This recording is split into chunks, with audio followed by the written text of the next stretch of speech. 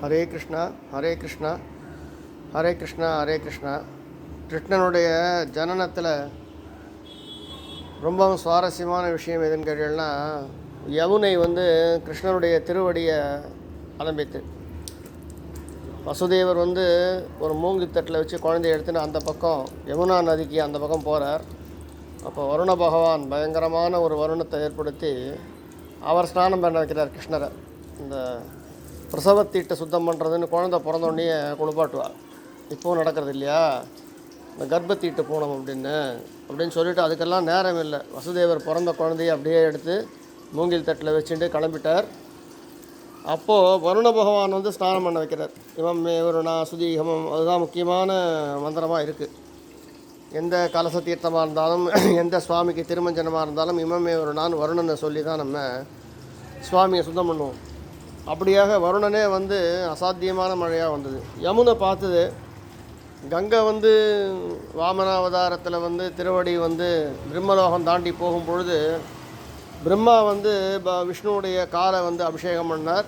அதுலேருந்து கீழே விழுந்த ஜலம்தான், பிரவாகமான ஜலம்தான் கங்கை அப்படின்னு பேர். அந்த கங்கையுடைய பிரவாகம் அதிகமாக இருந்ததால் அதை பரமேஸ்வரன் தலையில் தாங்கிண்டு தன்னுடைய ஜடாமுடியிலேருந்து ஒரு கீத்தளவே வெளியே விடுறார். அதுவே இவ்வளோ பிரவாகமாக இருக்குது. இப்போது திருவடியில் விழும்பொழுது உத்திரணி ஜலம்தான் விழுந்தது. ஆனால் அந்த திருவடி பெருகும் பொழுது பிரவாகமாக எடுத்து, அப்போ பகவானுடைய திருவடிக்கு எவ்வளோ ஒரு பலம் இருக்கும், சக்தி இருக்கும் அப்படிங்கிறது நம்ம தெரிஞ்சுக்கணும். நம்ம தெரிஞ்சுட்டோமோ இல்லையோ, யமுனை தெரிஞ்சுட்டா ஓடி அப்படியே அவருடைய திருவடிகளில் அழகாக தொட்டுட்டு சேவிச்சுட்டு போனாலாம். அதனால் திருவடி மகாத்மியம் அப்படின்னு நம்ம இதை அனுபவிக்கலாம். ஹரே கிருஷ்ணா ஹரே கிருஷ்ணா ஹரே கிருஷ்ணா ஹரே கிருஷ்ணா. பகவானை சேவிக்கும் பொழுதே கோயில் உள்ள போனாலே நீங்கள் திருவடியிலேருந்து தான் முகமண்டலத்துக்கு போகணும், மறுபடியும் முகமண்டலத்திலேருந்து திருவடிக்கு வரணும் அப்படிங்கிறது தான் தாத்பரியம். எவ்வளவு புஷ்பங்கள் பண்ணாலும் எவ்வளோ சாத்தினாலும் என்ன பண்ணாலும் திருவடி தரிசனத்தை அடியார்களுக்கு காட்டணும் அப்படிங்கிறது.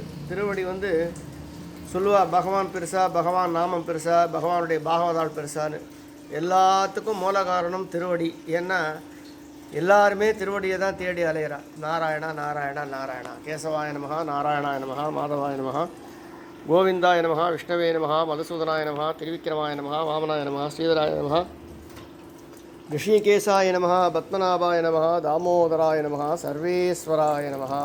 நாராயண நாராயண நாராயணா.